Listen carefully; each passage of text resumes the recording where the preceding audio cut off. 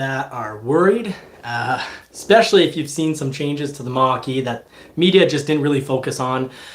But it got me worried about what's going to happen with the Maverick. And I don't want people canceling their orders in advance. And if we do get a bit of bad news, I don't want people canceling their orders, whether it's for a Ford Maverick, an F-150, a Ranger. So I've got a bit of news for, just generally major changes to the 2023 Ford order guide. So major changes. What are they? So let's talk about a few of those major changes and what that might mean for other models such as the Maverick. And we're also going to be talking about the Maverick, of course. Like what now? What's going on with the Maverick? Because I'm not a huge fan of the fact that the order guide has been pushed back and then it didn't come out on the 29th. So it's already been pushed back and then it didn't come out on the 29th. So I can understand in the community if there's a little bit of stress and worry, and that would be very fair. But I want to kind of cover what might we lose on the Maverick. What does it all mean? Because, well, let's just put the pedal to the metal and jump right in. I know I've got one beside me that I'm curious. I haven't let her give me the answer yet. I haven't even asked her yet what she'll do if her Maverick, for example, loses heated seats. And this is why I've kind of been actually kind of avoiding the conversation with her because I know she might very well cancel her Maverick if she can't have heated seats on an XLT. Now, is this something that's definitely going to happen? Definitely not. Is this something that could happen? Definitely. So let's just put the pedal to the metal and start in why I'm worried about this. And it's not like I don't want to scare anyone, and actually quite the opposite. By the end of this, we're going to have a good conversation. We're going to have Q&A where people can really say what they're stressed out about, what's bothering them. And we'll show some good things and bad things happening on various models that can shed some light on what might be happening with the Ford Maverick order guide when it does come out and the Ford Bronco order guide when it does come out. Two different price ranges, so it could even have different consequences because of the price range, the profit margins, and all that. Remember, businesses are businesses. So they've got to do what they've got to do. And we've got some good news to share, and let's get right to it. So, major changes. One that I'm really shocked is that, probably other than Tim Bart's, Ford Authority only today really started to talk about, finally had an article about how the Mach-E lost its heated seats. Not for all models, but for a really important model. So this is something I brought up as soon as the order guide came out, whether it was the next a day or two later. But we were talking about this in last week's live that ended up not being a live, and I'm so happy with Marie's help. We've got the tech going, so we've got everything going down quite well right now. But basically what I was talking about in that episode is how I was just shocked how media was just talking about really what I would consider the less significant things for changes in regards to the Mach-E. They're talking about color, like they're all focused on the color and how you have, an extra 13 miles on, the extended range. So, and loss of, certain minor packages, add-on packages. Everyone was focusing in on that blacked out night package, such a big deal that they're calling it the night package. Heck, it's just a Mach-E with black mags. And does it look amazing? Yes. And do I love it? Yes. And would I want one? Also, still yes. But not what I want to focus about in regards to when a new package comes out. I want to know, what did I gain and what did I lose? Now, of course, there was a lot of attention about the added $3,000. And I don't want anyone to see this added $3,000 model on the Mach-E Select and just assume that the Maverick is going to also go up by $3,000. A lot of talk this week, and a lot of talk I've been seeing has been all about price, and there's been a lot of comments saying, Ford is just doing this because they can. No. And I'm not sharing an opinion here. Well, my opinion is based on facts and data. So yeah, it ends up being my opinion, but it's just the facts and the data. So you get to have your own opinion. Opinions are like certain anatomy that we all share. We all have an opinion. But let's look at the quality of the opinion, for example, before you ever talk about someone else. Ask yourself, are you sharing something positive about that person? Are you absolutely certain that it's true. A lot of people talk about other people negatively without even knowing if it's true. It's just hearsay, something they heard from someone, and it's not confirmed. Now here is the confirmed news. Yes, the Mach-E went up by 3,000 US dollars.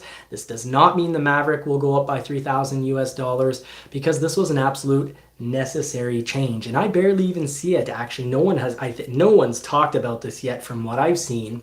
The Mach-E on the Select hasn't really gone up by $3,000. In a way, Ford's done it in such a way that one way to look at it is there is no price increase.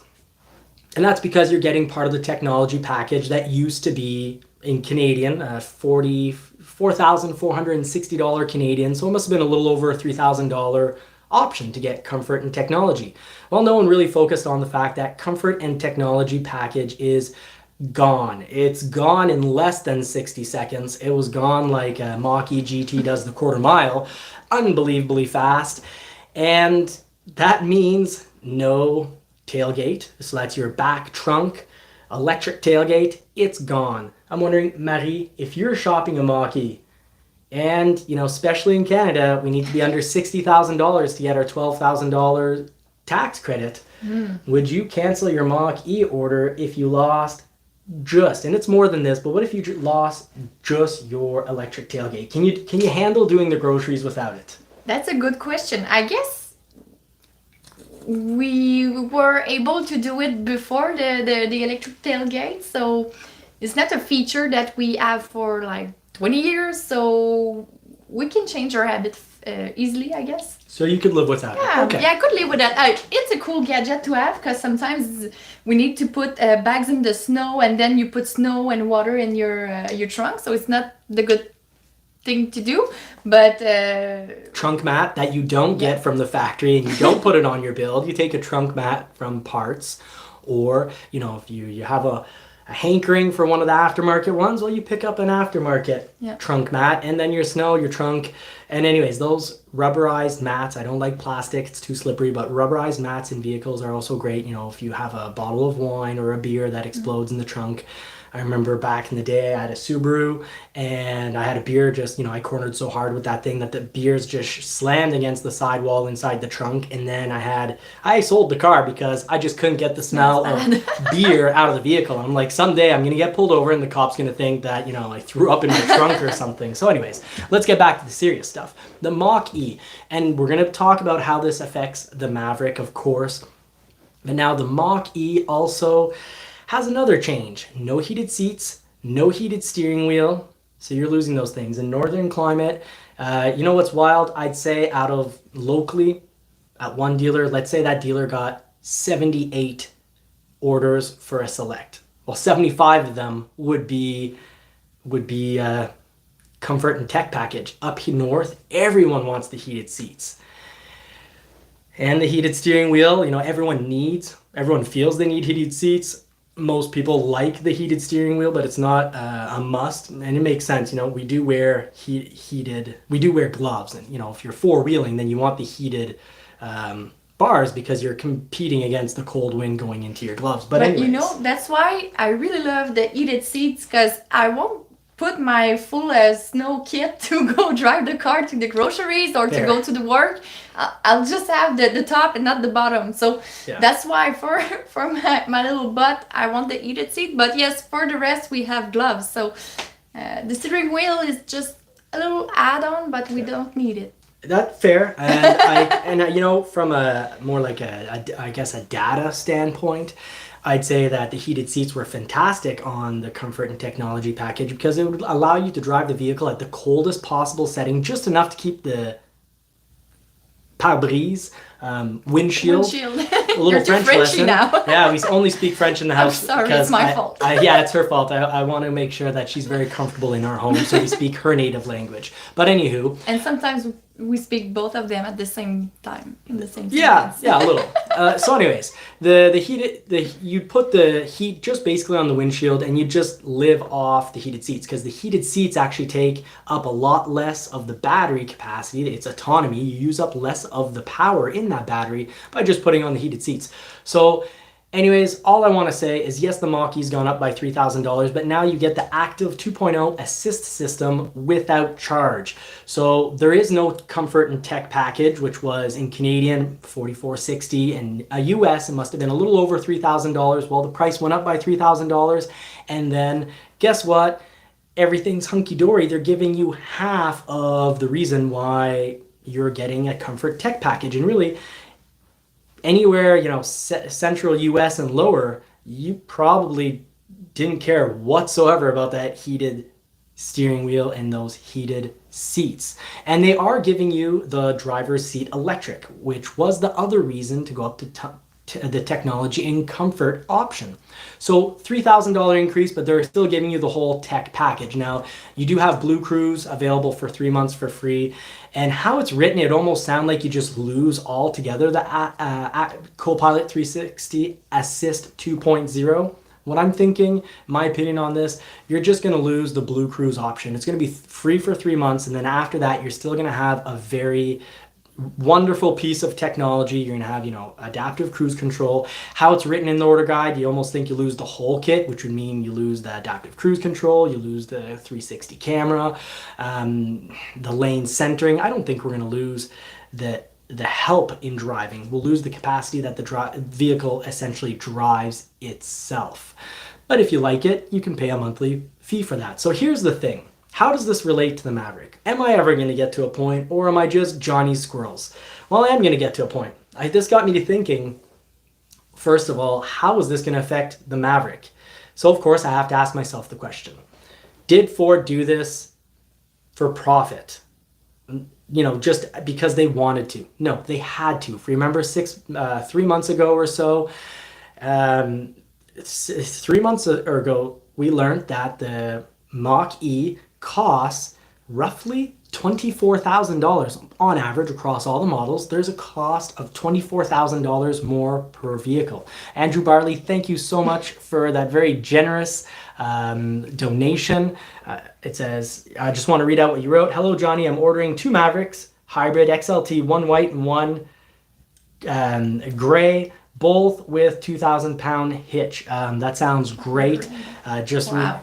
Fantastic. Congratulations. I think you're going to love the vehicle. We absolutely love how that our demo, which I've got a cool dealership. We've decided to put a demo at work.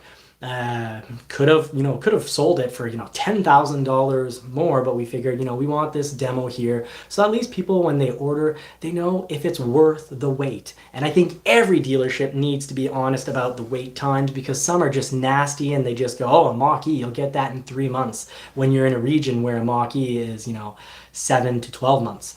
Same thing for the Maverick. Some dealerships will say, oh yeah, 2 months, here, give me your money, give me your deposit, and they're just dishonest. So I don't like dealers like that. I like it when they give you all the real deal. And I'd rather order from a dealership that tells me, it's probably going to be about, 4 to 8 months, than a dealer that says, oh yeah, order with me, it's going to be 2 months. Why should I start a business relationship with someone that right from the bat, they started with a lie? Same thing with any relationship, friendship, more than friendship relationship. You can't be based on lies. So back to the point about the Maverick, it got me worried, are we going to lose heated seats on the Maverick? Now the Mach-E, I'm reassured by the fact that they don't have much of a choice. Removing those heated seats definitely gets more Mach-E's on the road. So Ford did this, yes, as a bit of a cost saving. The cost has gone way up, and also they're way behind in production. So I think this is going to help with production. Does this mean they're going to lose heated seats on the Maverick? Well, I called this video Major Changes, so I want to talk about all order guides. F-150, no change to those heated seats. Ranger, no change to the heated seats, and actually, because of a rebate, they're actually encouraging us to take a more equipped model. So I think they're thinking some of this is going to get worked out with time. I know CEO Jim Farley, 6-7 months ago, or just before December 2021, the roughly projections were end of 2022, things would start to really get a lot better. And now that's just been pushed to early 2023. Things are supposed to get a lot better when it comes to microchips. Now, that doesn't mean they're going to get any better for plastic and rubber. Remember, plastic, the base of it, a lot of it comes from, you know, the opposite part of the world. And I say opposite because, well, politics and geography, they're opposite to us. So that part of the world where things are going a little rough, well, they pretty much all the base plastic in, and I can't remember the English term, but the primary product is coming from out there. So things probably, very likely, won't be any better in regards to that. But the heated seats, I'd say there's good chances we don't lose them from the Maverick. And I'm going to explain why, and it has to do with a Maverick that just came in. So while I ask Marie a question, if you do have a secondary device while you watch this show, go to our Instagram channel, Johnny's Car Care and Reviews. I've actually put the first plate, or the first, you know, the title shot. It's an image of the thumbnail for this episode, and then I'm showing that Maverick as well as another Maverick, because I'm curious to see what Marie thinks about off-road tires on a Maverick. I want her opinion on that. But first, while you all possibly, if you can, add our Instagram account so you can see the photos of the Maverick we're actually going to talk about, which is going to relate to, you know, are we going to lose heated seats or anything major or not? I want to ask you, Marie, if you lose the heated seats on your Maverick, let's say it's only available on Lariat, and they decide that there's this new term, luxury pack. Let's say they change the name for the XLT, so it's a little different because it's lost, let's say, heated seats, heated steering wheel. Would you upgrade to a Lariat, or would you cancel your Maverick order? Or take it without the heated seats? Maybe that's a third option. Well, yeah, maybe I don't know you that well. Maybe maybe that option does mean, maybe being reasonable and not a princess, maybe that is possible. And I love you the way you are, but I'm not a princess. I didn't even know that was. Well, I do remember. I didn't put that much more things on my Maverick. I only had the deluxe package, so I guess it's not that bad. But yeah, that's a good question. I really love the heated seats. I guess in Quebec it helps you to set it at a good price after that. So because we didn't take our car for like 10 years, I prefer to have heated seats, so I will be able to sell it easily. Yeah. At the same time, resale if I would keep it for a long time, it will be sad to doesn't have heated seats too. So maybe, yeah, it could be possible to switch for a Lariat, but it always depends on the price per month that it add. To me, just because I lose one thing like that, maybe I will just continue with my XLT and let go of the heated seats. It's not like I will lose 10 things if it's only one. Would you get an Escape instead? I'm not sure. Before I was supposed to buy an Escape, but now that I look at them, I'm not pretty sure, because before I really loved the look of the Escape when it was square. I have a 2008 that was the best model ever to me. Now I see some models of Escape and I'm like, it's beautiful, but it won't last, I guess, that long. To me, it won't be that beautiful in like 10 years. So yeah, I don't know. Maybe I will try the Maverick just for fun to have one once and keep the XLT without heated seats if it's only that goes away. Fair. Okay. Yeah, I guess. Fair. Now, I do want to recall, though, on a more comical note, you did drive last winter in about -8, -10, and I had the window open for filming for a good part of it. You drove an XLT without luxury package, no heated seats, no heated steering wheel. In a snowstorm. In a snowstorm, and then we took it out the next day. We took it out one day, then we took it out the next day with the four-wheeler attached to it, so about 1,500 pounds. Yeah. And I did make sure, I asked you, how did you find driving the vehicle the last 2 days? And what did you tell me?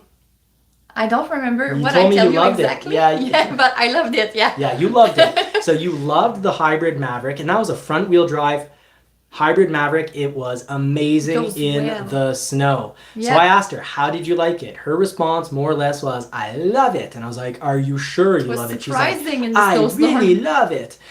So then I was like, great, so we'll take luxury package off your order and we'll get your Maverick real soon. And then she's like, no. And I was like, hold on. You said that you loved it. And she's like, no, she still wanted, even though she had seen that with the material that's on the Maverick, the XLT, even in cold weather, you can easily live without heated seats. Yeah, when it's fabric, it's not that bad because I have seats before in my other cars that was fabric. It was not that bad. It's when you go with a leather or a vinyl, like Activix. Yeah. Activix, often she thinks it's like a high quality vinyl, but it's mostly recycled plastic. It's a very good product for the environment. Congratulations to Ford, because I think the cost on that is actually high, but I think they're doing it for, good marketing, good points with the buyers because it's environmentally friendly. So Tim Bartz mentions everyone wants all-wheel drive hybrid, and that front-wheel drive does great in the snow. Thank you, Tim. I appreciate you confirming that. So I know if I lose heated seats from the Maverick, and it helps, like in the case of the Mach-E, losing the heated seats makes it that electric vehicle, if you consider the technology to keep you safe, the Ford Copilot Assist 2.0, if you consider that as a major upgrade, and I really, really do. Thank you again, Andrew Barley. You're very, very generous. You're on fire tonight. I won't say that you're buying us drinks because I don't drink alcohol anymore. Marie did have a glass of wine with supper because she had a very long, stressful Very tough day, so I deserve my glass of wine tonight. She needed to try to get a lot of work done before she starts teaching 10 new employees. No, it will be only 2 this week, but Okay. we have 3 other that will join the team. So yeah, a lot of people, new people. And Andrew Barley does mention something. I want to just pause what we're talking about for just a moment. He says that Long MacArthur, Tim, and his team are good people, and I completely agree. And I'm totally against the idea of when someone has, even just hears of a bad situation at a dealer, assumes all dealers are bad. No. We shouldn't get rid of a police force because a few police on a national level did something bad. Same thing, whether it's a dentist, an army, doesn't matter. In every profession, there's people doing the job in a very ethical and ethical at all costs way. And then there's also people being very unethical if the cost is right. So that exists in every profession, and dealerships are the same. There's all sorts of people running these. And yes, Long MacArthur, Tim Bartz, fantastic crew out there. If I lived in the States, I would have my vehicle go through them. I probably, because I really like Tim's show, I wouldn't have it drop shipped to my area. I would jump on a plane and then enjoy the drive back. But I'm in Canada and we can't buy new vehicles in the States. And of course, I'm going to do business at my local dealership. But anyways, back to the whole Maverick story. So for the Maverick, I could definitely live with an XLT without the heated seats, and I'm definitely not going to be upset if the price doesn't really increase because, you lose heated seats and let's say heated steering wheel, but then it works out like the Mach-E. So one way of looking at the Mach-E is that there is no price increase because you're getting half or 3/4 of the Comfort Tech package for the same price essentially as what the Comfort Tech package cost before. And that's impressive because electric vehicles are going up everywhere by a lot of money. Gas vehicles are going up everywhere by still, I won't say a lot of money, but still they're going up. They're matching inflation. Or close to matching inflation. In some cases it's a little less, some cases it's a little more, but vehicles are going up, and I think that it's interesting because it is going to help produce a lot more Mach-E's, and my proof of that, at least, is that I can say we see it locally. You have a crazy demand for Select Comfort Tech package. Big waiting lists. Those models are more around 8 to 12 months. And then you've got, premiums, GTs coming in after 4 months. There's less demand. So I think this is going to help get more Mach-E's built because, the GT, their heated seats are there. The premium, they're fully equipped models.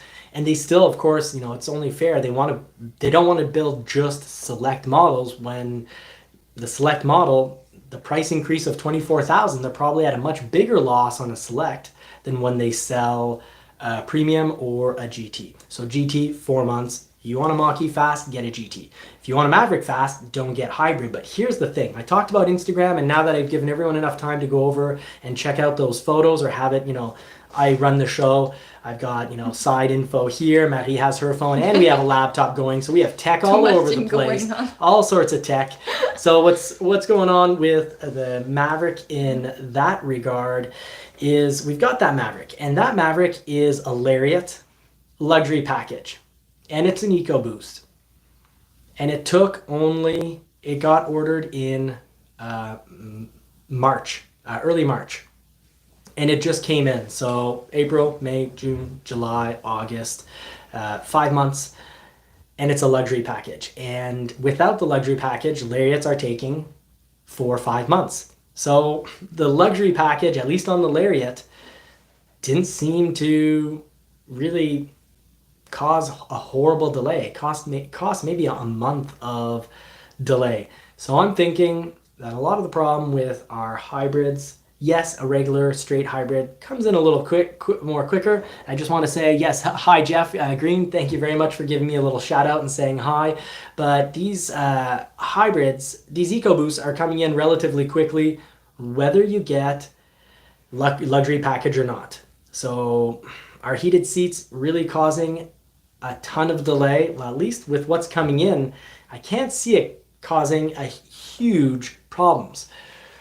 Now, when you get to the hybrid, there are big delays, and there's a bigger delay if you have a hybrid. So that's one piece of information that helps keep me relaxed and not think that, we're definitely in for major changes on the Maverick. The Mach-E, that is a major change. It's a huge problem up north, and it's a huge issue. There's going to be a lot of canceled orders, especially in our area, because it's not just a little price increase towards a premium to get your heated seats. It's a major price increase because you lose $12,000 of government rebate.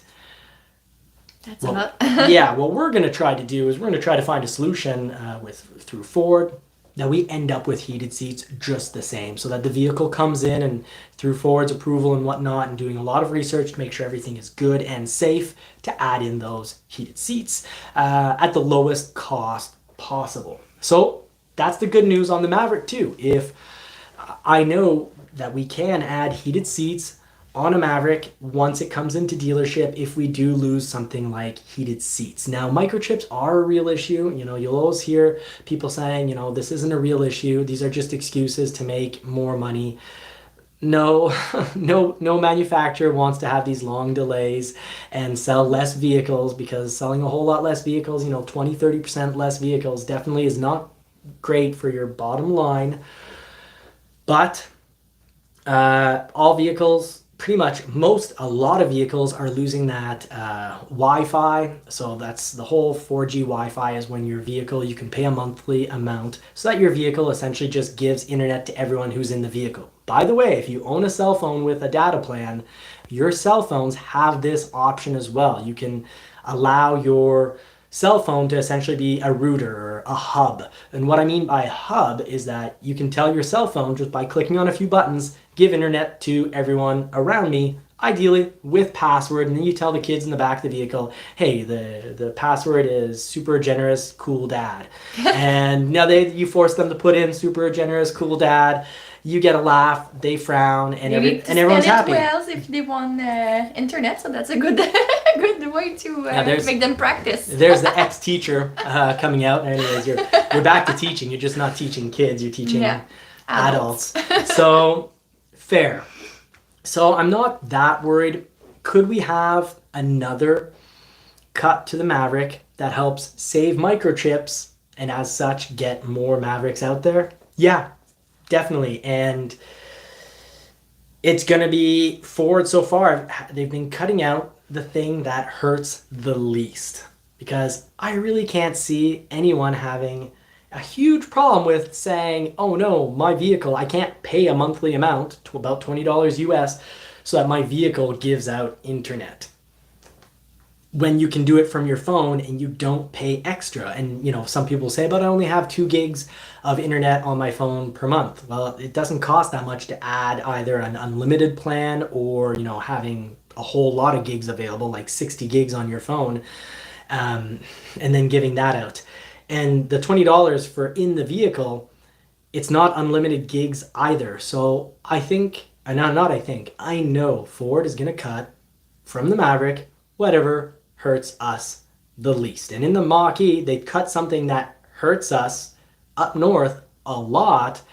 But then personally, when I see that every other electric vehicle on the market is going up by a lot, and that pretty much everyone, 75 out of 78 people who order Select want the comfort and technology package, and then I see they're giving us the technology package as standard, well, that $3,000 price increase isn't really a price increase, because they're giving you a whole lot more. Yes, they took away something super important to us Northerners, but they're going to produce more, because down south, and this is going to free up microchips, because down south, most people really don't care about heated seats. Tim, you can tell me I'm wrong. I know you're down in Kansas, and you can tell me that, when... And you will have a bigger autonomy without heated seats anyway, so that's good stats. And whether you're in Kansas wearing cowboy boots or you're up north wearing cowboy boots, my cowboy boots keep me warm, whether I have heated seats or not. So I can live without heated seats. Just put a little blanket like I did on the Bronco this winter. Tim, thank you for reminding me to mention. You've mentioned it in the comments, but in case someone isn't in the comments, and I hope everyone clicks the little live comment button, because even in replay mode, it's there, and it's so that people can follow along. But Tim brings up a great point. I need to remind everyone that the Blue Cruise is free for 3 months. And Tim, you can clarify and tell me I'm wrong here, but I know, yes, we're going to lose the Blue Cruise, which is where the vehicle drives on its own. But do you think, I don't think, but you're the expert on this. Do you think we're also going to lose adaptive cruise control and lane centering? Because honestly, I think that's what most people really want. They want, and I talk to people. A lot of people up here, at least, are like, no, the vehicle driving itself, I'm not into that yet. But what they do want is the lane centering and the adaptive cruise control. And on a Mach-E, it works well. It's not like my Mustang. And maybe it's partially how I drive, but my Mustang, even on the lowest setting, way in advance, it starts to slow down. And that's probably because I'm, doing 120 and other people are doing kilometers an hour. So before anyone thinks that I'm a criminal, I'll clarify, kilometers per hour. People are, sometimes 20 or 30 kilometers slower than me. So maybe that's why the vehicle's slowing down from a ridiculous ways like far away, which makes it that if someone's in the process of turning off the highway, I slow down just the same. So anyways, on my Mustang, that's not the type of vehicle I think that you kind of like want to drive and forget. You actually want to drive it. So I just need to stop using the adaptive cruise control in that vehicle. But on other vehicles like F-150s, Bronco, Mach-E, it works great. So I am a huge fan of that safety technology. So if I understand correctly, Marie, if you lose heated seats, you're confirming publicly that you're going to keep your Maverick order? Or did you not quite say that? I will lose it and I don't know when? Is that what you tell me now? I do not have any inside information whatsoever that we're losing heated seats. I was scared. This is a conversation amongst the three of us, the community, Marie and I, about, really putting worries to ease. We've lost the heated seats on the Mach-E, and I want to mention, unless you get a premium, and I want to mention that does not mean we're going to lose it on the XLT. This isn't like that Wi-Fi shooting internet from the vehicle to people in the vehicle, which was something that frees up microchips and doesn't really hurt, I think, anyone or very, very few people. Heated seats, I'm sure Ford realizes heated seats on a Maverick are more important. So I don't think this is going to be widespread and go out to every model basically the way that internet hub has. So, you know, whether you're looking at a Transit, a Ranger, all this shooting out internet is gone. So it's definitely not, does not mean that just because the Mach-E lost heated seats on Select that every model is going to lose it. We already know the F-150 takes an XLT 302 to get heated seats. They haven't lost it. The Ranger, it hasn't lost its heated seats. And actually, the order guide is saying, hey, look, actually a nice rebate if you take this package. And that package is what? A relatively equipped package. So this is not a done deal by any way. And I did want to have this conversation because if we do lose heated seats from the Maverick, I want people to, before canceling your order, just think also, what did I gain? So on the Mach-E, there's all this attention about color. There's all this attention on new packages.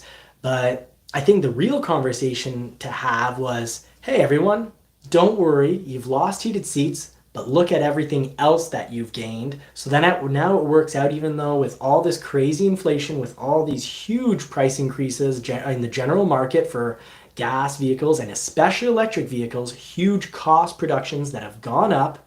But hey, you're getting almost the same package that you're getting before Select Comfort Tech. Well, you're getting Select Tech and a little less comfort, so no electric tailgate, no heated steering wheel and seats.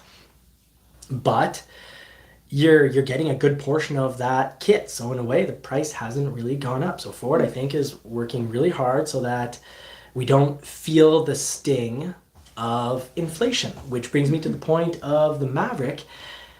I don't think when we overall look at things, when we get those order guides and price guide, I don't think we're going to get hit with a huge sting of inflation, which every news source other than Tim Bart's seem to just focus on either the nice little packages that we get that are really eye-catching, or, and this was that was maybe 10% of videos and news articles. The other 90% of news articles were titled like huge price increases, doomsday. You know, it was mind-blowing. It was like the end of the world that, you know, there was a price increase, whereas I see everything else around me going up in price. For me, it's not really news that the price is going up. When inflation's at 8%, if your vehicle goes up by, you know, if it goes up by only 5%, then it's like, wow, the vehicle is now less expensive. And if the vehicle goes up by anything over 8%, well, if it goes up by 10, well, then the vehicle is now 2% more expensive than before. Now, of course, when our salaries don't go up, well, then the vehicle truly is, you know, more expensive for us. But do recall that when a company builds a vehicle, if inflation goes up, that means all their suppliers are raising prices. It means that their cost of production is going up. And in the case of lithium batteries, it's more than just inflation because there is a lot of demand for all of that. There's so much demand, and you know, I saw something incredible just recently. You know, we know that California by 2035 only electric vehicles that can be sold. Canada, I can't remember the date in Canada. Is it 2030? Oh, so anyways, I'm not sure about that. I can't remember in Canada. I can't remember the exact date. I'm sorry, you know, if you're watching from Canada, you're like, is this guy a real Canadian, or is he just an American in conversion?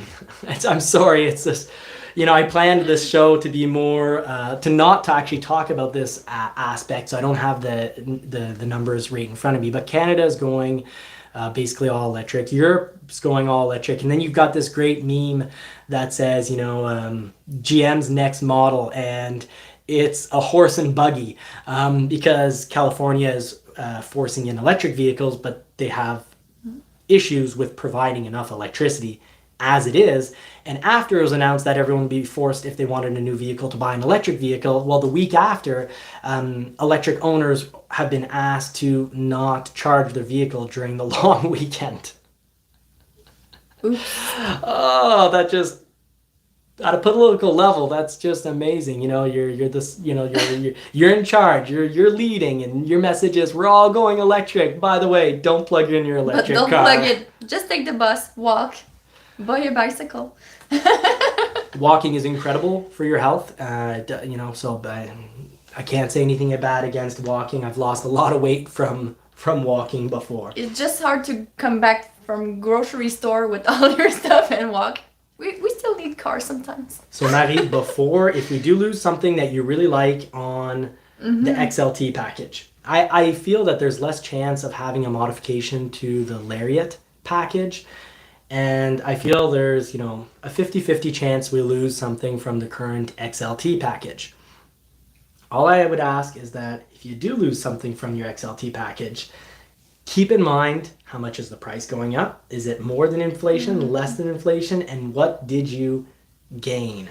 Yes, because I will probably have a 2023. Yeah, the price will increase anyway, so I'll need to check that. Yeah, it always depends what they remove, because sometimes if they remove something that you really love, maybe it's not possible and you will try to go with a Lariat. So it always depends, I guess.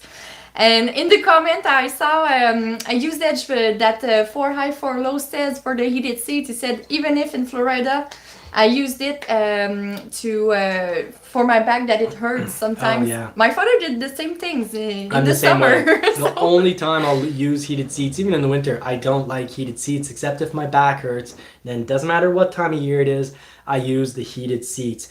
And we do need to remember, generally as time goes on, we always gain stuff on our models and we always lose a little bit of stuff. That's just natural. It's always happened. You know, for now, look at an F1 2023 F-150. I'm in the order guide right now, and auto high beams are standard on an XLT 300. And I love Ford's 2023 F-150 order guide because I can't do a Don't Be Fooled episode on this order guide because then it's got a little 1.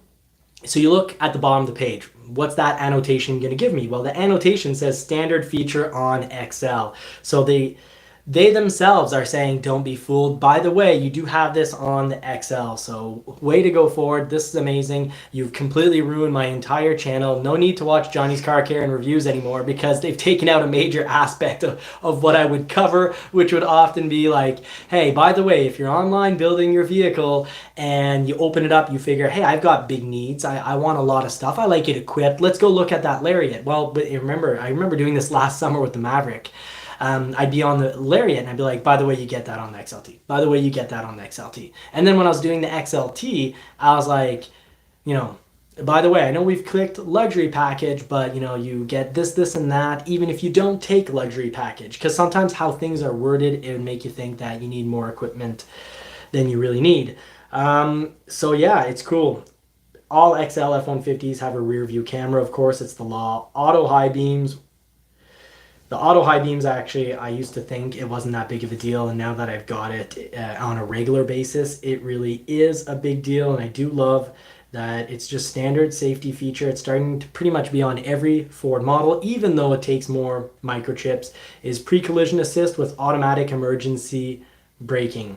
That's great because automatic emergency braking means if you are just driving and for a second you look down at your radio or you talk to the kids in the back or your beautiful wife beside you because she's super distracting.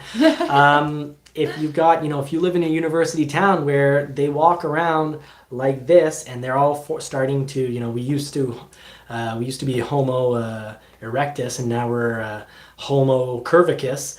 They're all curving. They've got these curved spines because they're always looking at their darn cell and not enjoying nature and the outdoors, and they jump in front of traffic. They're as bad as the depressed deer that try to commit suicide in with your vehicle. And I wish they'd find better ways to, if they're not feeling well, just don't throw yourself in front of our vehicles.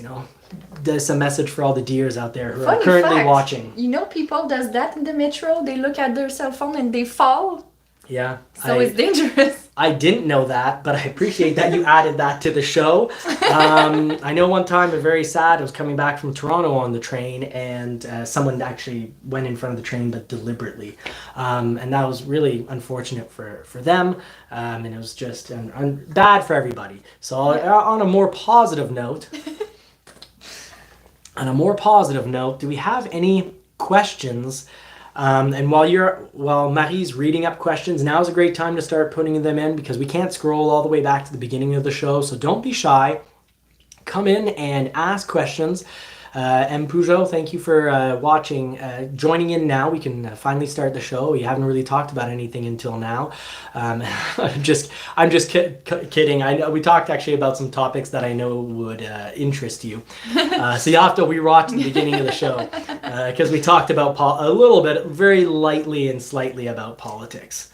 So I know the question in the beginning, somebody says, do you know how to track the order when it's in production for September 5th?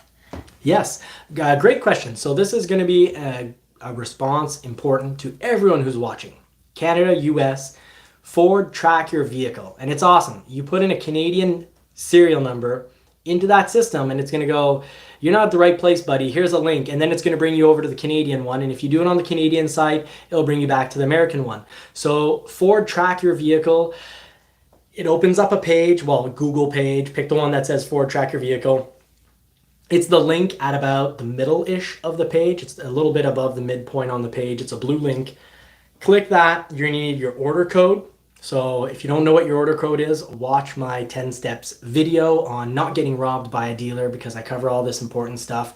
But anywho, your order code, your dealer has it. They're for people. They're often letter, 2 numbers, and a letter.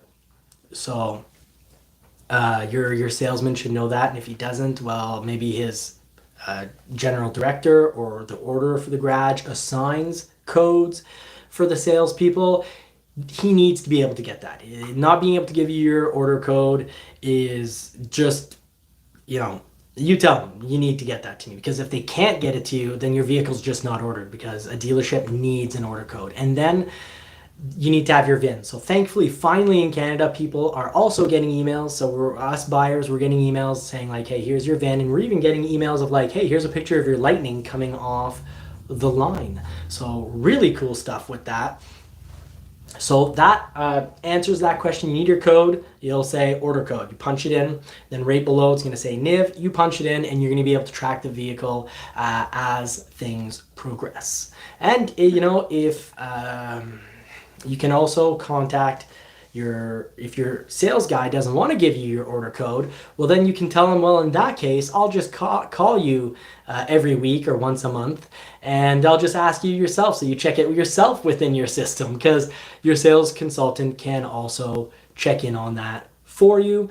But just do keep in mind your sales consultant, if they gave you a good service and if they're going to be honest and treat you fairly, they probably have 250 orders. And if they were to check up every week, everyone's order, they would only do that for 40 hours. It just doesn't work. So they should definitely be very happy to give you your order code, and then you'll get your NIV from Ford with the email saying, you've been scheduled for production. Did we have, before we get to the next question, I'll let some questions come in, but before we get to the next question, I do want to mention on the F-150 302, I got very used to having navigation. And here's something else that helps me worry less about losing something major on the Maverick, like heated seats. Ford took away navigation from those F-150s, which, I could also argue makes me really worried that there's going to be a major problematic change with the Maverick. But because for some people, the navigation is huge and it is major, and that's fair. But once again, before I cancel my order, and what I would give as a consultation advice to anyone who, right off is like upset, hey, I would have had this if I would have been built sooner, and now I'm not going to have it.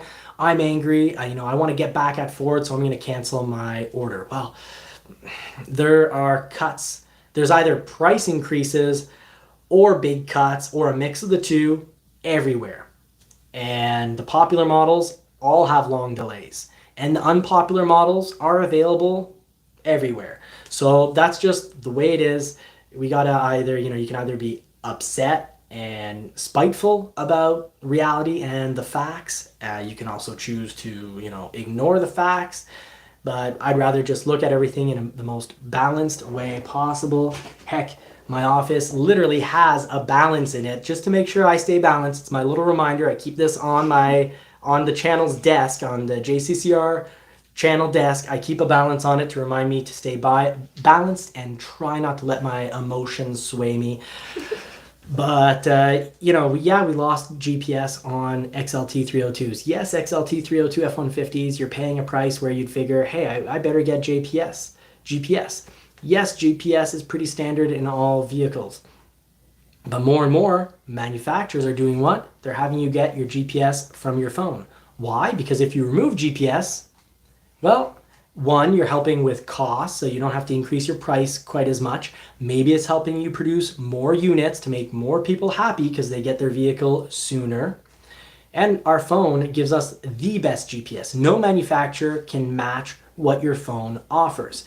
Your phone can give you live updates on congestion, construction, and cops. The 3 C's that can really make your day a frustrating, regretful day. So that's up to date. So I do recommend that, just balanced. But I never pushed hard enough to get an official answer. XLT, you lose those heated seats. I know that you don't want to spend more money on.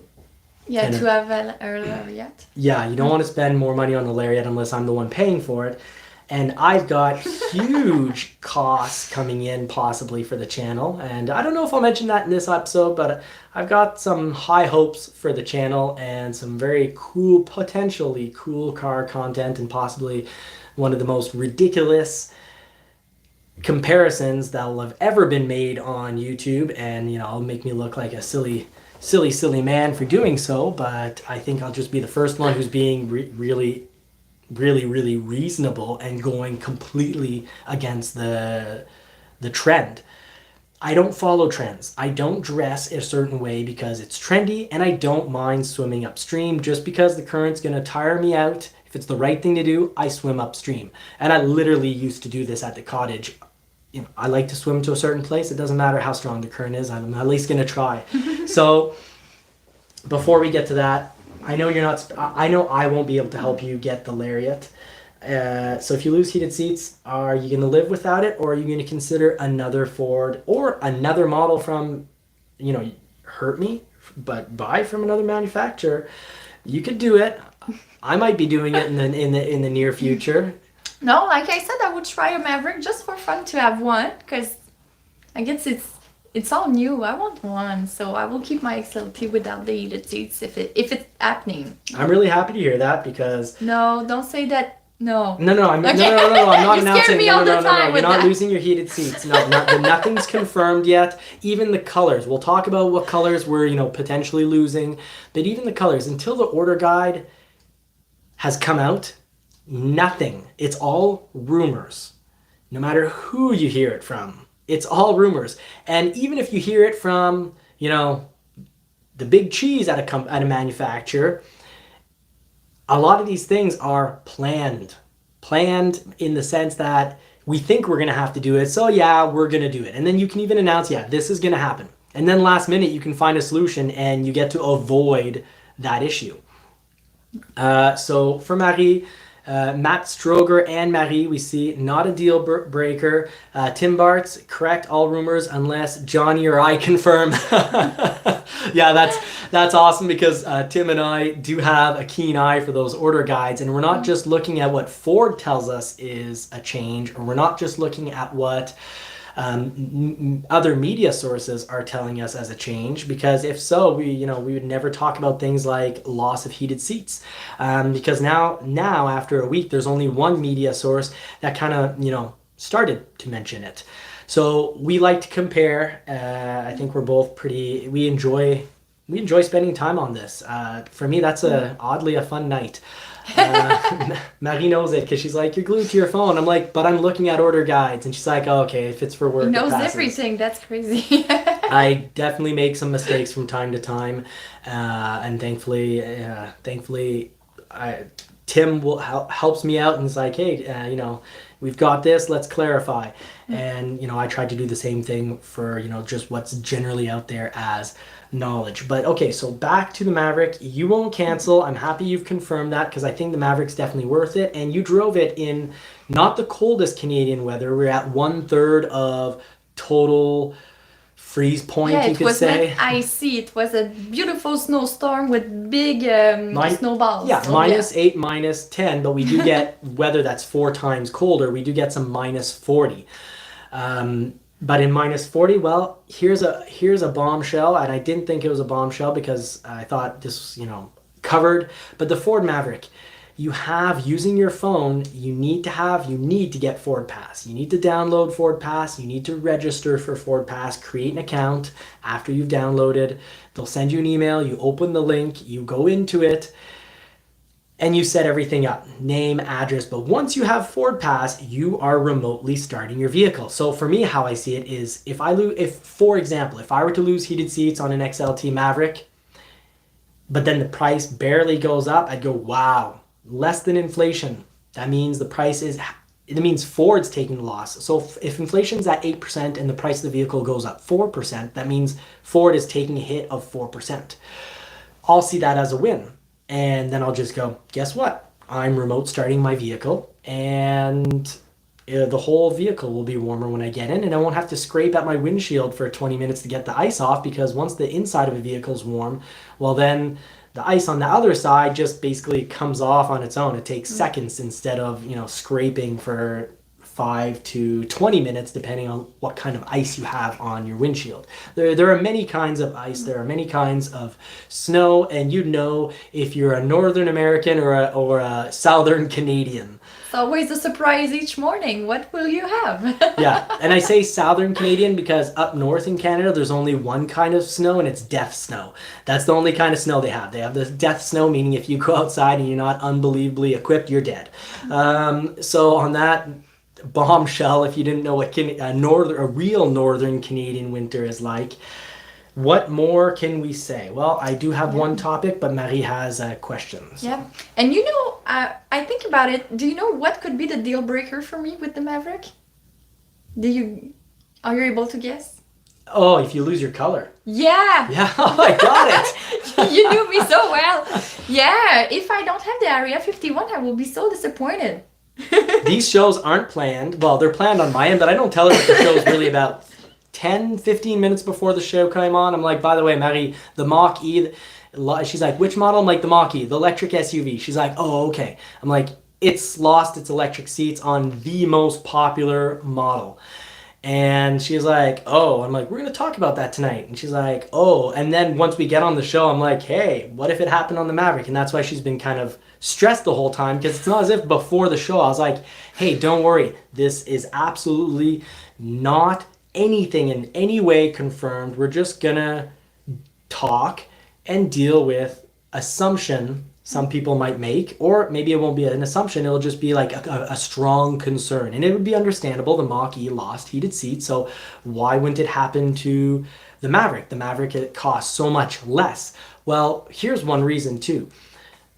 I'm positive Ford is losing money when they make Mach-E Selects. Their loss is probably being taken or kind of accounted for as this is a vehicle they don't do marketing on. They don't have to spend any money marketing on it.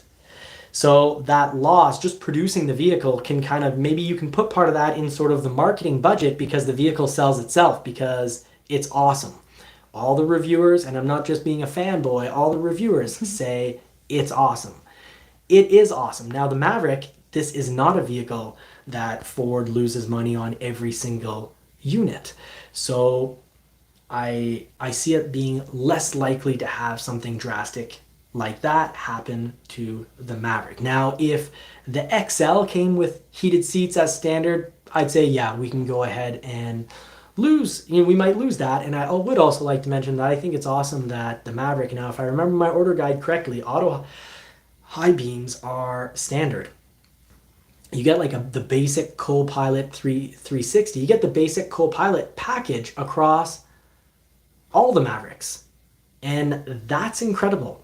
And actually on the Bronco Sport, also fantastic. So Ford has really been pushing to have really important safety features, such as that automatic braking. So like a basic Copilot system, level 1 you could call it.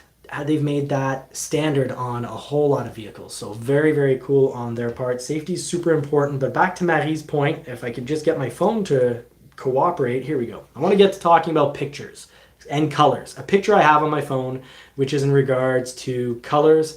And of course, I left it on my other phone, so I'm just going to quickly research. Wasn't planned. I know it is planned. It's on. Okay, it's on another piece of technology that is in this office right now, but unaccessible. So it's not on the accessible, but 2023 Ford Maverick colors. I want to get this spot on correct because we're losing. Well, people, we can talk about it. It's rumors, because for a very brief amount of time, 2023 Ford Maverick colors came up on a Ford website and then quickly removed. Some people took screenshots and got photos of this. Losing Rapid Red is no surprise. That was a first edition color only. There won't be first editions in second edition, year 2. So year 2, you no longer have the first edition. So of course, no more Rapid Red. No more Velocity Blue from that, but we could still get Velocity Blue. And we've even seen some testers out on the road with a bit of camo on it, and if I recall, and they were Velocity Blue. So just because, I just want to point out, until the order guides are out, everything can be considered rumors. But we might lose Velocity Blue. Logically, we will lose Rapid Red. But on that list was Atlas Blue, which is an incredible blue. I love it, and I'm so disappointed the F-150 Lightning lost it for 2023 because that was my easy color choice for the 2023 Lightning. And it's gone. So that made a really hard choice, and I know I put out a survey out there, and I know the red won. Red or blue, the dark blue, but I can't do dark blue because Marie reminded me it's basically black. You're going to be spending your weekend polishing that, and you've got a YouTube community to do time with. And not do time like prison time. I mean, do time like I enjoy spending time here in the community, and I need time to make the videos and the content. And I can't be doing that if I have a basically black vehicle. The red is incredible, and I think the community voted more for the red. But we went with white, and that's because of resale. Because I'm going to own this electric truck probably for a year, because when I don't have that electric truck anymore, I want to test out something that no one would ever compare. I'd like to compare a Porsche 911 Convertible S. So the more powerful model, but just to speak in comparative numbers, this is going to be Canadian money, but a Porsche 911 Cabriolet S is, with a little bit of equipment, is at 164,000 Canadian. And I like this number because I said a little bit of equipment. My Mustang GT 2022, it's a 401. It has all the equipment. Fully loaded Mustang convertible with all the equipment is 64,000 Canadian in 2022, whereas that Porsche in 2022 is 164. It's an extra $100,000, and I want to be being basically kind of a Mustang expert, because I've had a brand new Mustang or close to brand new since 2012. Every year I've had basically a brand new Mustang, or sometimes for part of the summer I had a brand new one, and then I had like an old one. But I've had a lot of Mustangs. I've been following and having a new Mustang basically it's his since favorite model, I 2012. guess. Well, the photo just over here of Marie, that is me being a university. Just finished university, just started working at the university, and the first thing I did is I bought a brand new Mustang. And then the year after, that was a 6-cylinder. The year after, I bought a GT, and the GT was literally more than what I was making in a year. So it was like a $53,000 GT, and I was making like 50,000 Canadian per year. So love the Mustang, but I want to compare. What are you getting for that extra $100,000? Well, you're getting less tech, less safety features, a little less horsepower, 446 versus 450 horsepower, a little bit less torque on the Porsche. But I want to know, why would anyone spend an extra $100,000? So I'm going to want to do a lot of tests. I'm going to want to see, am I somehow driving over bumps and going, wow, this was incredible. In the Porsche, this is worth $100,000. I want to test them on a track, and just as daily driving, if there's no one in front of me and I'm getting off the highway and I'm going highway speeds, and if the corner says that I should go half the highway speed and it's a yellow sign, well, yellow signs aren't forcing you anything. If no one's in front of me and no one's behind me, I'm not legally obligated to, that's a suggestion sign. Well, sometimes the suggestion sign tells me to do 45 and I do 110, so kilometers an hour, not miles per hour, otherwise I would not be sitting here this evening. But I want to know, is the Porsche going to do that in such a better way that I can actually say, now I get it? Or is a Porsche just about having a weird flex in front of your neighbors, having a weird, odd flex? I want to know, do people own Porsches because essentially, instead of working on themselves, taking a lot of walks, working out, being healthy, playing sports, and having, instead of having like a really great life, they just have a really great car, and that's where they want all their attention? So basically, it'd be like a guy that works out who just constantly walks around, literally with his arms flexed in the air. Is the Porsche a super flex? I want to know. Is it worth the extra $100,000, and is it just a huge super flex? And I'm only ever going to be able to do this experiment if resale values, I can't buy a Porsche at, let's say, 164 now, today's price, so probably 175 or 180 in 2-3 years when the Porsche will actually be available. I can't do this if after 1 year they depreciate by, $40,000, because I won't be able to, let's say, make a lease payment of $25,000 or $30,000 a year and then lose $20,000-$30,000 in depreciation. I can't afford $60,000 loss in 1 year, unless the YouTube channel, hey, if the YouTube channel makes $60,000 a year and I have a $60,000 loss and I pay zero taxes, I'll still see that as a win, because I'm such a car guy that when I made $50,000 a year working for a university as a manager of the residences, meaning I did programming, I made sure the students were happy, having fun, and I was also the judge and jury. So they sat down in my office and I decided whether they're guilty and what punishment that they would get. So that was my job. And I spent my entire year's salary pre-tax on a car.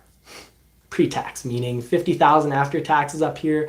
Back then, because I had to live on the campus and it was a tax benefit, I lost about 53 or 50, and then union dues and whatnot. I lost about 54% of my overall salary. So my take home was like $23,000, and I had a $50,000 car. So literally it was twice my salary. So that is an experiment I'd like to undertake. And of course, the F-150 is an absolute go. It's going to be white. I want white for resale because after a year, go on to the Porsche project, hopefully, if everything works out, I need to be able to sell and not lose too much money on that F-150. Now, an F-150 Lightning, I think after a year, I should be able to walk away and basically have driven it for free, which is, my goal isn't to, if I could own a Lightning for forever, it's still not in my personality. I'd want to change. I've always done this. I changed the 2016 four-cylinder Mustang before people realized how incredible that 2.3 liter EcoBoost engine is in a Mustang. I changed it after, I think I had it for like 3 months. And when I switched it, I lost over $8,000. I had to refinance like $8,000 or $10,000 into my next vehicle.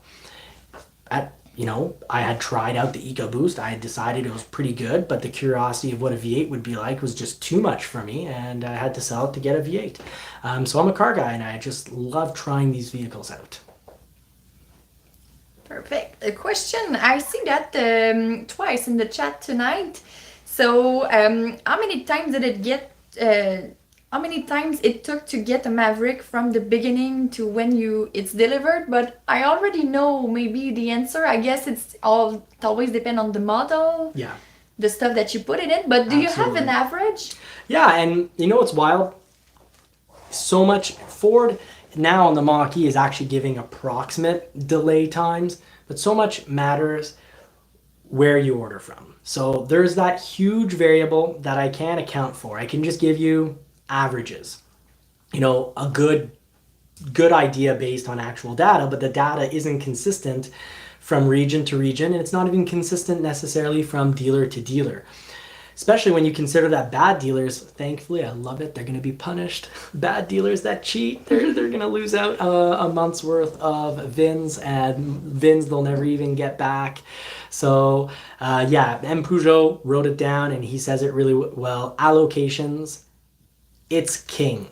So, you know, if you're a dealer that, you know, picks up 1,500 Bronco reservations when you're told you're going to get at most 150 for the year, well, if you're number 1,500 at that dealership, you are in big trouble. And my huge suggestion is go order one somewhere else. Follow my 10 steps so you don't get robbed. Because getting robbed, my video on getting robbed, you know, 10 steps, I didn't mean just robbed in regards to the price. You might also get, or very well could get, robbed on your time. You could lose a lot of time. So I know the new whole allocation system, and I cannot get into this in this live because I will talk for just to properly talk about allocations, it's an hour conversation. But simply put, Ford is going to employ a new recipe, and it's new for the US, but it's been going on in Canada. You know, we're often a test zone, smaller, more passive, less. We don't get worked up. I think generally Canadians aren't as car obsessed. Generally, I'm possibly one of the Canadians who's the most car obsessed in the entire country. I mean, at least in the top 100. So I get worked up more about it. But anyways, generally Canadians and cars, it's not the biggest deal. We're more focused on spending money on our houses and our vacations up here because we want to get out of this crazy cold weather. So yeah, allocation is king. Where you order from, super important. Ask the questions I mentioned in that video. But generally, if you're looking at a Maverick and it's an EcoBoost, no, and it's getting a lot better in regards to delay times for the luxury package on the EcoBoost. Because previously I have said that generally you're adding 2 to 4 months if you took that luxury package. But then I've got this recent, this winter I had 6 months for Lariat Luxury EcoBoost. I had also just under 6 months, it was about 5 and a week or 2 for an XLT Luxury. So luxury, if you go on EcoBoost, not the end of the world, especially recently. And if you do go with a hybrid, well then yeah, you're in for a long wait. The demand for a hybrid Maverick is incredible.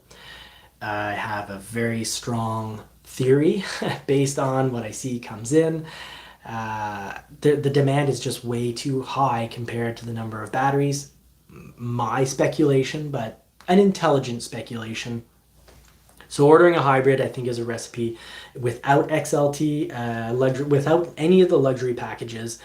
On a hybrid, you're probably looking at, no matter what the dealership, I think you're looking probably at, unless you're in a miracle situation, the 1 in 1,000 dealers, you're looking at least 7 months if you order a hybrid, and you're probably looking, and there is no maximum because of the whole allocation process. If a dealer drew in people saying, I'm going to give you $1,000 off on your Maverick, then maybe it's going to take 4 years off. And then, yeah, maybe you do get, when it comes in, maybe they do keep their word and you get $1,000 off. That new price 4 years later, which is now $7,000 or $8,000 more. Like, that's maybe a better reference for the Bronco. The Bronco literally went up by 7,000 Canadian this year. So if you would have bought at a dealer that drew in all sorts of reservations based on $1,000 discount, but you get it, even 1 year later than you would have ordering it from another dealer, well then the vehicle went up by 7,000, but yay, I got my 1,000. Well, you're still out $6,000. The math doesn't add up. So where you order from is huge, so important. Then you need to either watch Tim's channel or my channel, because we'll tell you what not to put on your order. Because what's wild, Super Duties. I've seen the average wait time for a Super Duty, I'd say is somewhere around, it falls somewhere, I wouldn't say it's a year and I wouldn't say it's a year and a half. Let's say it's somewhere in between, close to a year and a half. I've had some Super Duties come in after only 6 months because they don't have spray and bed liner, they don't have the fifth wheel prep package, and they don't have anything like electric deployable running boards. So basically I saw even a King Ranch, but without the electric deployable running boards,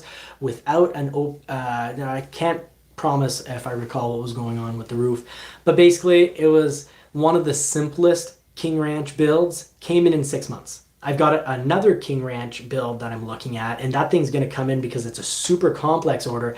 I think that'll end up taking about 2 years to come in. So a huge difference between 6 months and 2 years. Basically, no matter what Ford model and any manufacturer you're looking at, if you're ordering with a company, do consider plastic, spray and bed liner, rubber. All this stuff is going to the factories in limited quantities, so just buy at the parts department a little before if you have storage space, order it up when you order your vehicle. Go put your all-weather rubberized mats in storage. Put your mud flaps in storage. Put your plastic bed liner in storage, or just buy it when it shows up. So I hope I've answered that correctly. So XLT Hybrid, we're gonna end up being at the 16 or 17 month mark once we get ours. Not quite 2 years, but definitely more than 1 year. But we're at Hybrid XLT with luxury. If we didn't have that Hybrid, well, our local dealer, we would have been about more around 8 months if we're really lucky. 8 to 10 months. So we would have definitely saved, easily 4 to 6 months by not going luxury package with our Hybrid. Good. Another question. Do you think with the Maverick 2023 we could have memory seats? Oh. We don't know yet. On an XLT, I really doubt it. Memory seats is something that requires more microchips, so why throw in something... Another problem. Why throw in more... these factories are like big... Think of a big complex machine with gears. And you want things running smoothly. So when you do throw something into the mix, you want it to be oil for those gears. You want do things that make things go more smoothly so that they can produce more. Throwing in something like memory seats that you didn't have before, well, that's just adding a complexity, requiring more microchips. I highly, highly, highly doubt that is something that will have added on to any packages just out of the blue. And if I recall, the Mach-E before Comfort and Tech package, I think came, I don't have it in front of me, and I don't want to spend, in front of y'all, I don't want to spend, 2 minutes comparing 2022 order guides to 2023 order guides, but I think the Comfort Tech package before had memory seats and now doesn't. Anyone in the comments that wants to go and look up those order guides and compare, please do go ahead. So do we have another question? Yes, Paul S. is asking, have you heard that Ford is going to use a Chicago factory for the Maverick? I have not heard that. To make it quicker? I know that Velocity, I got so frustrated with this. I did a video on it and then brought out my Maverick information afterwards. And really, I don't even remember if I talked about the Maverick after or what model I talked about because I was so focused and frustrated. Velocity had this title. Ford CEO confirms huge Ford factory. And then it ended basically with, Maverick production numbers to increase dramatically or greatly. That was so frustrating because the huge factory is Ford, it's the Ford Blue Oval City. It's 6,000 square miles, about $5.5 billion project, 6,500 jobs in that area. So it's incredible. It's going to be, recycling batteries, making batteries. Right now, only confirmed producing F-150 Lightning. I highly, highly, highly suspect when the Ford Ranger EV gets announced, I bet it's going to be built there. But the Maverick being built in Chicago, no, I've got nothing that would confirm that.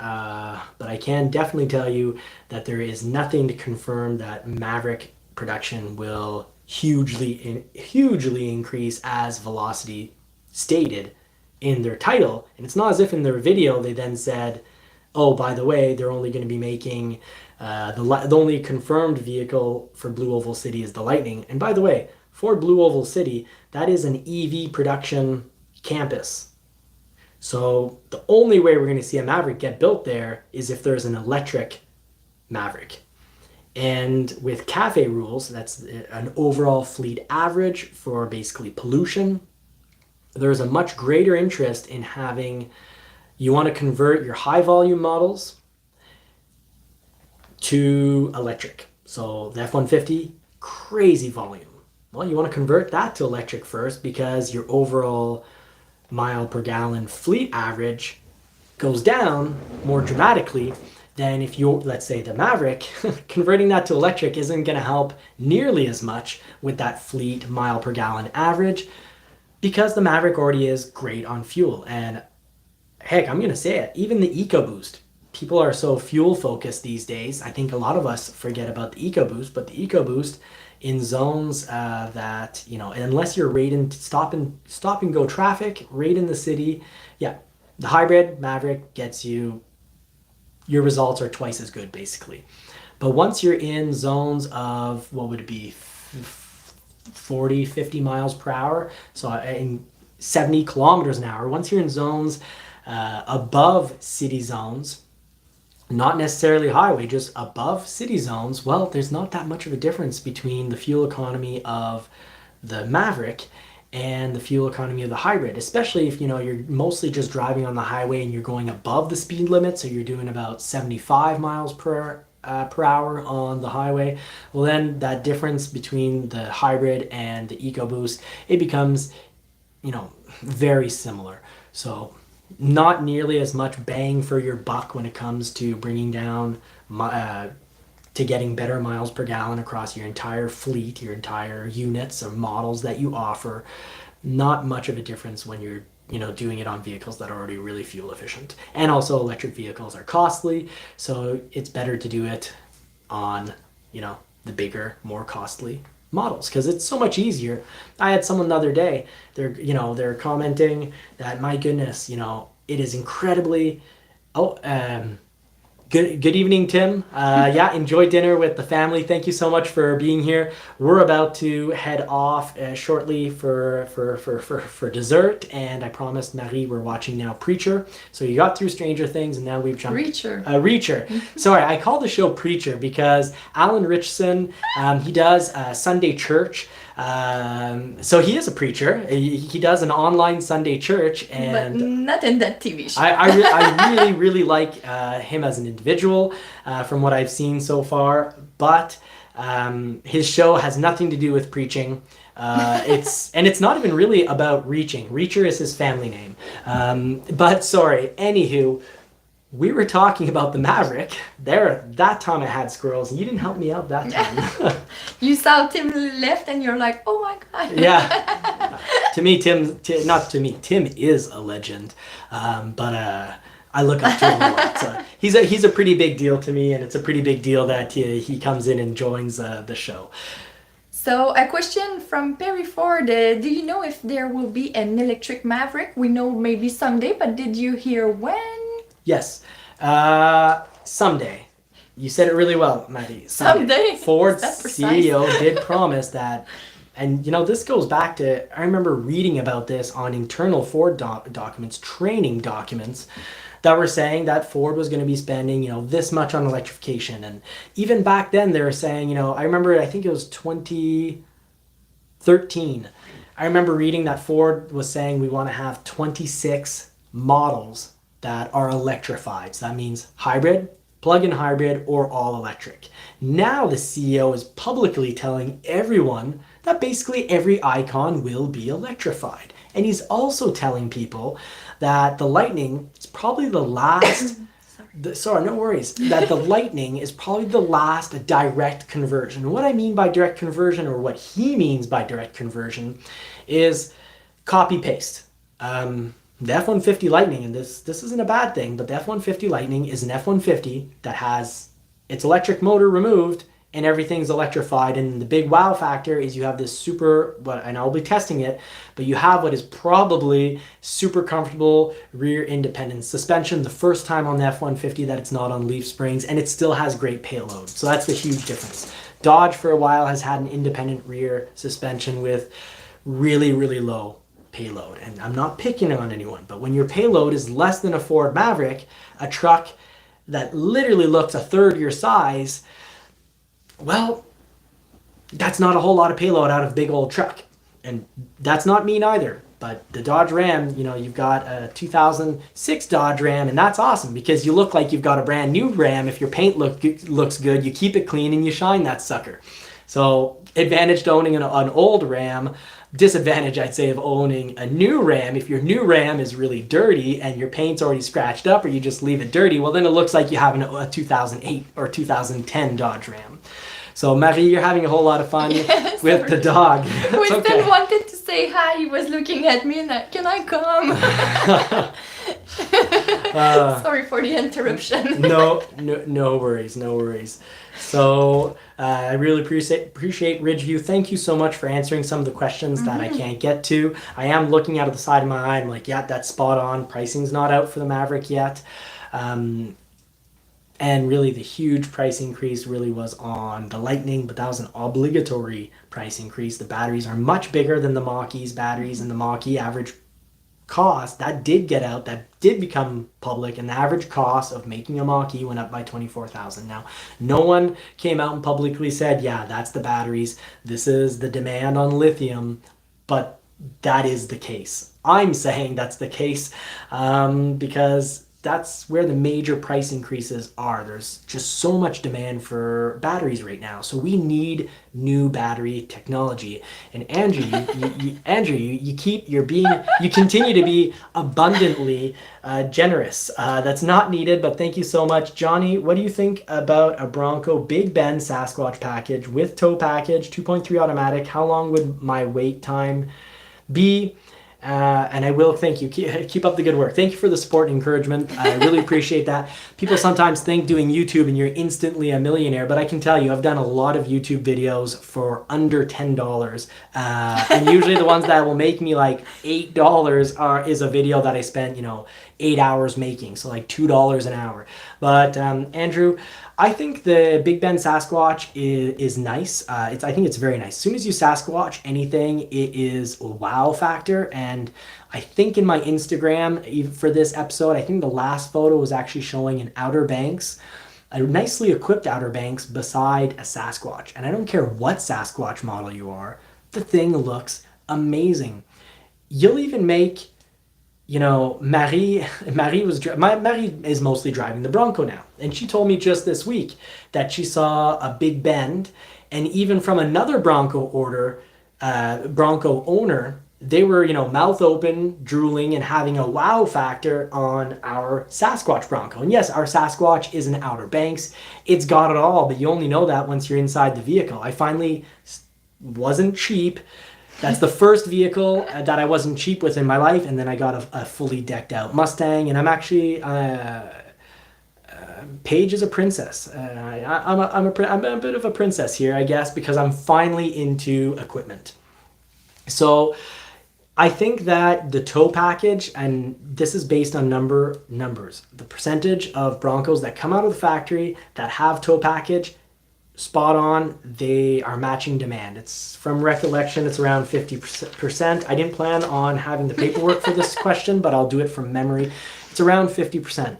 Sasquatch package, huge increases. What is still low is Wild Track. Everyone thinks, not everyone, a lot of people when they ordered thought you need a Wild Track to have a cool vehicle. Because at first we all reserved and ordered really, really quickly, and most people didn't spend 6 months looking at the build and price like I did before they finally put in their order, because Big Bend Sasquatch looks amazing.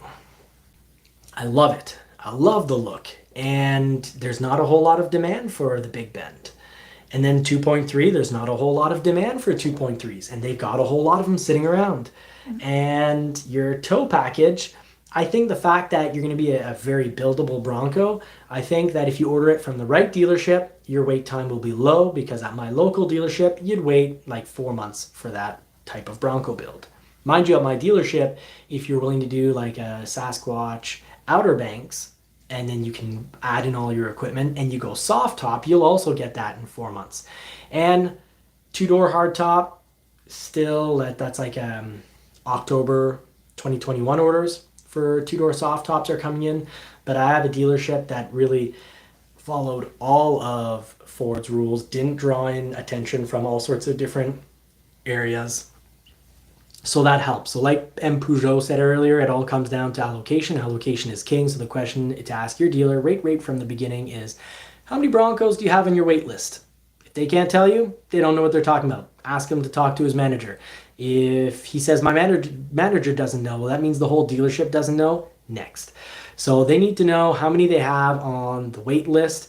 And once they know, tell you how many they have on the wait list, you need to ask them, well, about how many do you get per month? And if, you're number 20 on their wait list or 25, but they get, 7 per month, then that's good. That gives you an idea of how long it's going to take. But then if you ask a lot of stuff that the long haulers have asked for, so a lot of the long haulers want a hardtop. They basically all want Sasquatch, and a lot of them want to have wild track. So just by not being wild track, that really helps get you ahead. Not being a hardtop, those are the two major constraints. Hardtop and not even 2.7, hardtop and wild track. Now, I'm seeing 2.7 liters come in on other models really quite easily. But at like a very fast dealership, a hardtop, wild track, I'll get more intel on this and get back to the community, but I think that even if it's a 4-door, I think that's also going back to about October 2021. So a long wait, but not 2 years. 2 years are at 2 years and more at dealerships that really took in a lot of reservations, far more than they would be getting in 1 year.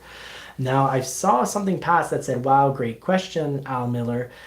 Al Miller's question is, how easy, well, can you read it for me? I don't have my glasses on. How easy is the Maverick to work on ourselves? If it's the hybrid, I would not work on the hybrid if I'm going to be working anywhere near those orange cables. That's high voltage. The orange is the color that's supposed to make you not think of pumpkin spice or Halloween or fall. Those are the death wires, because if you have a bit of accident, if you're cutting or drilling near them and you go into them, you're gonna end up feeling like a pumpkin that's had some target practice put down to it. So yeah, avoid that. Beyond that, the hybrid, other than those super dangerous wires, not really any harder to work on than any other vehicle, because the stuff we don't know how to work on, the electric motor and the battery, those things are probably going to be good for the lifetime of the vehicle.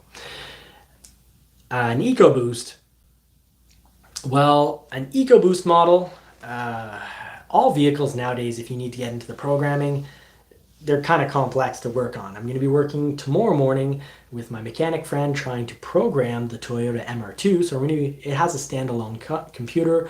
We're going to be adding a laptop, plugging in the laptop to the vehicle, driving it around, taking stats and playing around with the air to fuel ratio. And that can just blow a motor. Not to stress you out, Marie, but I might blow a motor tomorrow.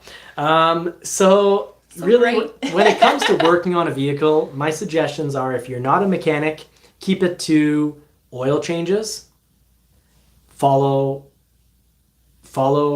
manufacturer guidelines, because sometimes one person will tell you, doing a vacuum oil change, that's when you stick a tube down your oil hole at the top of the engine and you suck everything out. Some people will say, that's always the best. It gets all the oil out. And then there's other models, I think BMW, or was it Porsche? It might have been Porsche. One model that the engine costs a fortune on that I saw recently, there is still like a liter of filthy oil. A liter in American, what is that, a quart? I think it's a quart. There's still like a quart of filthy oil left over. So always follow the guidelines of your owner's manual. Now a lot of vehicles you can actually get the much better than an owner's manual. If you're going to be working on it yourself, is sort of the repair maintenance manual. Get that. That's the best. You won't make any super costly mistakes. But personally, I'd say generally leave it to like brakes, air filter, fuel filter, oil changes, and replacing parts. I wouldn't ever get into programming. Okay. No programming. That's all I gotta say. You start playing around with programming, you might blow the engine. Yeah, totally. Okay, next question. This one is for me and it's a quick one. The WB was asking before the show, how do we say Quebec? Because he said, I heard her say Quebec, but I guess it's Quebec. So just so you know, in French we say Quebec, but the English people in Canada say Quebec normally. Huh? Yeah. Can you correct me? No? Yeah. It's like Quebec. your state, Georgia. In French we will say Géorgie. So it's sometimes a little bit different how you say it depending on the language.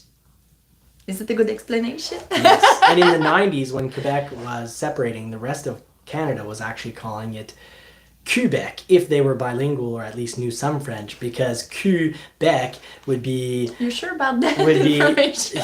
I was living in Ottawa, and there's a lot of frustration They were that making fun Quebec... of us. Oh no, there was huge frustration that Quebec was talking about separating, just like now out west, Calgary is talking about separating, which might seem like a great idea now because they have a ton of money with all that oil, and they can give out money to the rest of Canada. They give a lot of money to Quebec. They're like, oh, Quebec, here's some help. But then later on, when, let's say, Quebec is selling all sorts of electricity to, who knows, maybe California, which is missing a whole lot of electricity, and people just don't care about oil anymore all that much, and the price, let's say, goes down, but where we've already been forced into electric vehicles, well, then it'll be Quebec's turn to help Calgary out. And that's how relationships work. At one point in our lives, I might have better health and wealth, and then I take care of you, and later on in life you might have better health and wealth and you take care of me. Well, when you have provinces or states, over time things tend to balance out, just like in any relationship or friendship. Over time things tend to balance out. So you're giving me a tap to get off the topic. So what's the next question? We speak about a word and it gives you a history class. No, that's perfect. No, it's fine. It's cute. Another question from Perry Ford. When we will be able to order 2023's Mavericks? Do you know the date? Fantastic question. The speculative date, the official answer is sometime in September. The speculative date is September 15th. But dates tend to move around. Even when you have, like, say, Bronco. I thought this episode originally was going to be a Bronco order guide episode, but then that Bronco order guide never came out.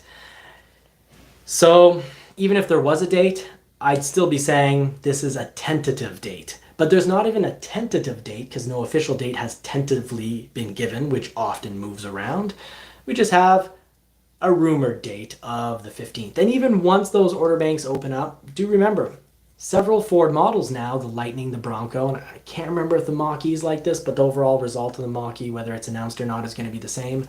Basically, for the Bronco and the Lightning, they're like, hey, we're not taking new orders. We're taking this time to convert orders. So old orders, convert, reconfirm, re-show their dealer and Ford that they still really do want that vehicle.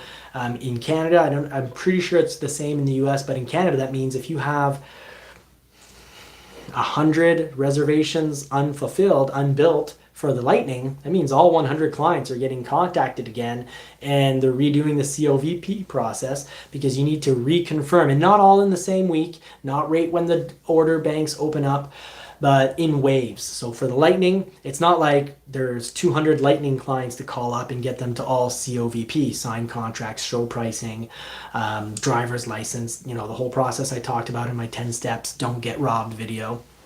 But you're doing that all over again, and that's to really show Ford this is a real client. Prioritize this build, get her done as soon as you possibly can, because this is a real client that will take their vehicle.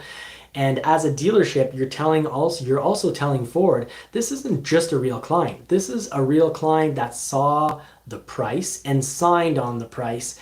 And you're telling Ford you are going to order this vehicle. You're going to deliver this vehicle to them. So this is going to help. Some dealers are still going to be dumb and nasty. Pardon my language, but it's the best way to describe it. Some are going to be dumb and nasty and go, oh, well, this thing on the used market is worth, $50,000 more, so I'll give you a deal. You can have it for $20,000 more. And I even saw a horror story of a Bronco where they started at $30,000 more, $20,000 more, and then they cut it down to $15,000 more. And the original owner a reserver, which I consider if you're a reserver, you should be an owner at least and have a chance for a certain period of time. Porsche is giving me 5 days. I gave a $5,000 deposit. There's the news. Gave a $5,000 deposit on a Porsche.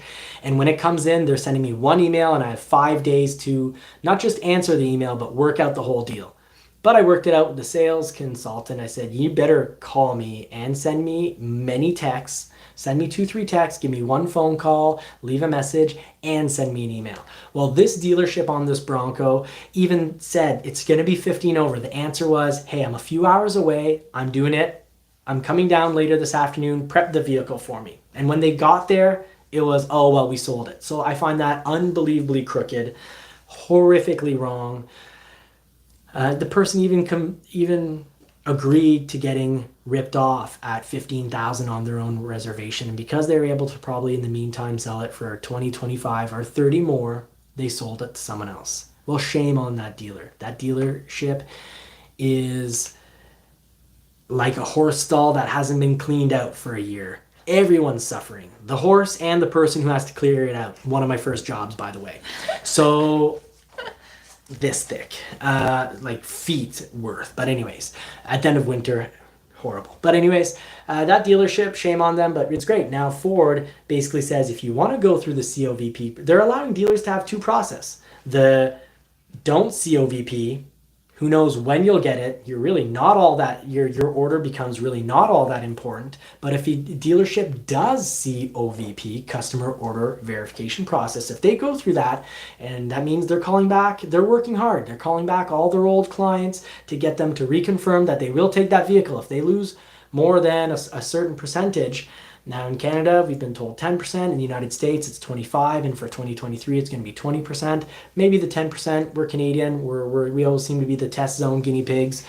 But we lose a month's worth of allocations. So a dealership that can be worth, let's say an average of about $300,000. So some dealerships less, some dealerships more, depending on how many total units they would normally get. And they're not just losing that on Broncos. All allocations, all models. So you steal on some Broncos because you can make more money on them. Well, you're not getting F-150s for a month and they're gone. Those allocations just logically are going to go to dealerships that follow the rules. So in the future, dealerships that do things the right way, treat people fairly, when they get you to sign the purchase offer, Ford requires that a representative of the dealership also signs that contract. So they're requiring you to sign and us to sign.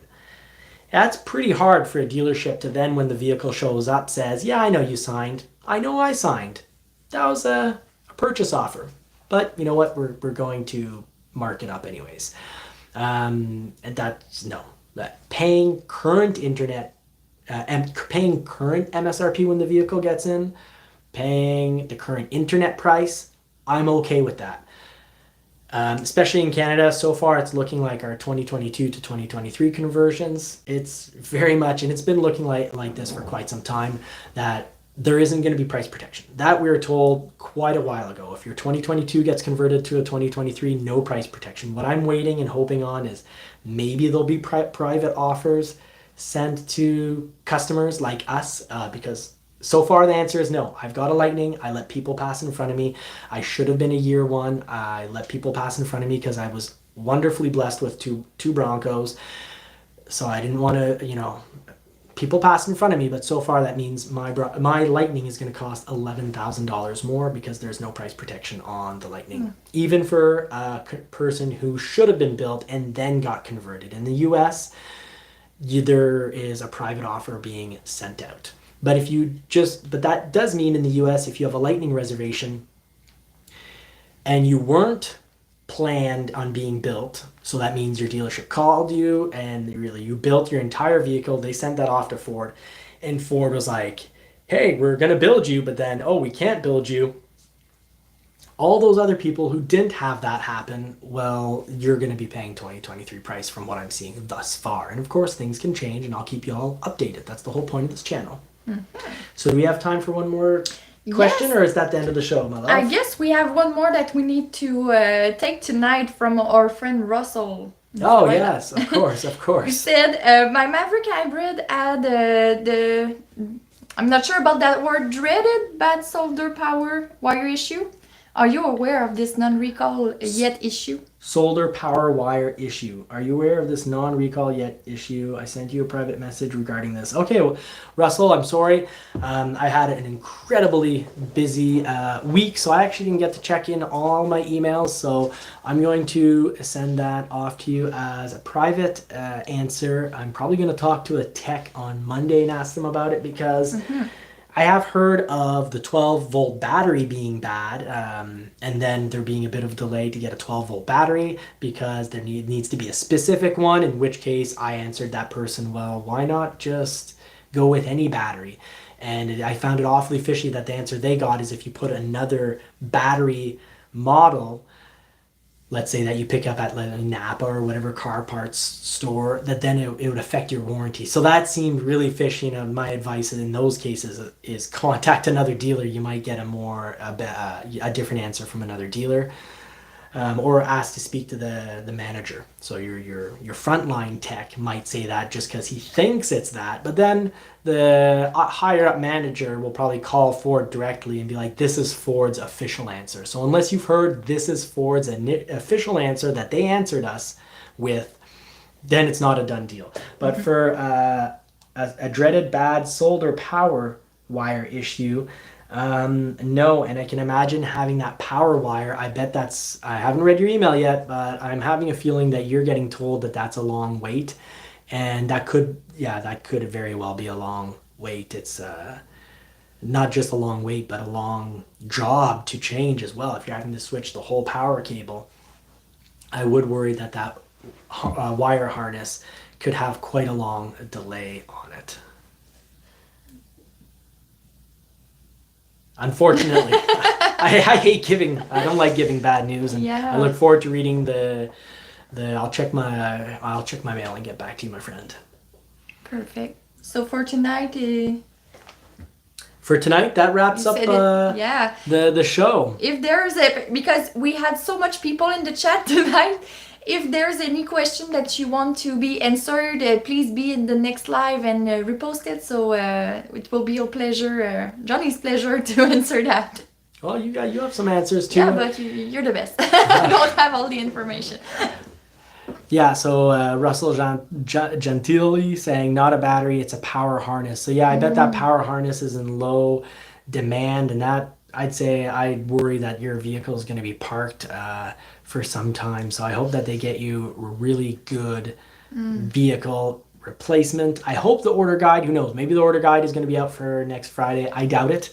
But if it is, we'll talk more about that. And like she said, bring your questions to our next live. I love answering questions. Thank you all so much for watching. I do, I especially really appreciate the JCCR crew members, and I really appreciate when people take the time to subscribe, and when you share the video, when you share this information. It really does help our community grow. And remember, with a bigger community, we get more intel coming in and we have more knowledge. And the whole goal of this community, no one ever has all the right answers, no one ever has all the information, but as a big, knowledgeable community that has the intent of helping one another, we can get so much more done and be in a much better position than one of those negative communities where all the, with clickbait, negative comments, with thumbnails where you have the CEO with a near crying face. That stuff just gets on my nerves because it doesn't create the right type of community. It doesn't create a community that works hard to get the right information out to each other.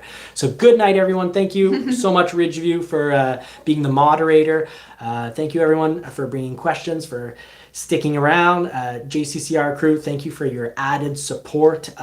Your added support with a monthly fee does help us get new things done. I probably will be posting a video or videos of work being done on the Maverick. On the Toyota MR2. But when the Maverick does come in, I do want to throw in my favorite upgrades on that, and I do hope to actually, before losing the Bronco, maybe putting in a few modifications. So thanks everyone for watching. Have a great evening. Take care. Bye bye.